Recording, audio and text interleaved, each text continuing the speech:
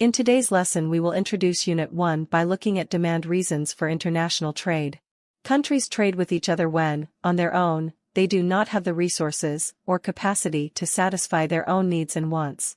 By developing and exploiting their domestic scarce resources, countries can produce a surplus and trade this for the resources they need. Let us look at demand reasons for international trade. We will start with level of income. How do you think the level of income can influence imports and exports? Look at what people do when they start making a lot of money. Do you realize that they start buying Gucci, Rolls-Royce and more luxurious goods? Do you realize that the influence in this case is level of income that makes them buy from other countries as opposed to local production? When income levels are high, aggregate demand tends to increase, which often creates a demand for imported goods. For example, someone in South Africa may be influenced by his high income to go for shopping in Dubai. Next is consumer preference and tastes. Demand for foreign goods may exist due to differences in consumer preferences and tastes. For example, someone in South Africa may prefer to buy a Lamborghini from Italy instead of a locally produced car. Next is international migration. Immigrants usually demand goods from their country of origin, and due to the existing demand, businesses import goods from those countries. For example, entrepreneurs in South Africa import Nestlé Saravita, Lobel's Biscuits, Willard's Things, Maizo and many more Zimbabwean products because they know that Zimbabwean citizens living in South Africa will prefer these products since they grew up consuming them. The next reason is the difference in consumption patterns. A country's level of development plays an important role on its consumption patterns.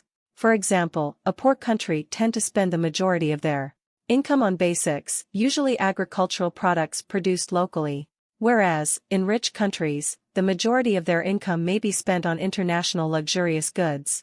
Next we will look at change in the wealth of the population. An increase in the wealth of the population leads to greater demand for goods. People have access to loans and can spend more on luxury goods, many of which are produced in other countries. For example, emerging economies like India and Brazil have experienced rapid economic growth in recent years, leading to a growing middle class with higher disposable incomes.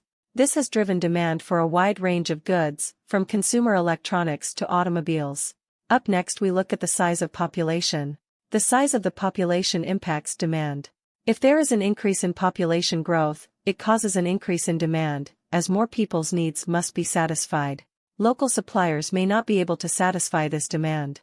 For example, China, with a population of over 1.4 billion, has a significant domestic demand for various goods, including electronics, machinery, and textiles.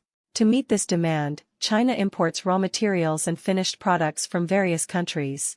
Lastly, we will look at the principle of absolute and comparative advantage. We will start with the principle of absolute advantage. Absolute advantage refers to a situation where a country can produce a good or service more efficiently and with fewer resources than another country. In other words, it is the ability of a country to produce more output using the same amount of inputs or produce the same output using fewer inputs compared to another country. A country with an absolute advantage has a higher level of productivity in a specific economic activity. Example of absolute advantage. Let's consider two countries, country A and country B, producing wheat. In 1 hour, country A can produce 200 bushels of wheat, while country B can produce 150 bushels of wheat. Since country A can produce more wheat in the same time, it has an absolute advantage in wheat production over country B. Let's now look at comparative advantage. Comparative advantage refers to a situation where a country can produce a good or service at a lower opportunity cost than another country. Opportunity cost is the value of the next best alternative foregone when choosing one option over another. A country with a comparative advantage has a lower opportunity cost of producing a specific good or service compared to another country. Example of comparative advantage. Let's consider the same two countries, country A and country B, but now they are producing both wheat and rice. In 1 hour, country A can produce 200 bushels of wheat or 100 bags of rice. In the same hour, country B can produce 150 bushels of wheat or 120 bags of rice. The opportunity cost of producing 1 bag of rice in country A is 2 bushels of wheat, 100 bags of rice divided by 200 bushels of wheat, while in country B, it is 1.25 bushels of wheat, 120 bags of rice divided by 150 bushels of wheat. Comparative advantage analysis. Country A has a lower opportunity cost of producing rice, 2 bushels of wheat per bag, compared to Country B, 1.25 bushels of wheat per bag. Country B has a lower opportunity cost of producing wheat, 0.83 bags of rice per bushel, compared to Country A, 0.5 bags of rice per bushel.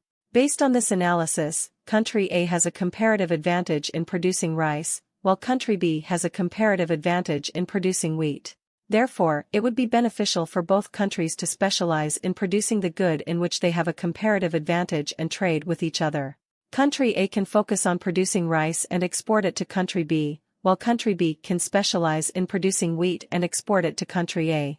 This way, both countries can benefit from trade and enjoy a more efficient allocation of resources.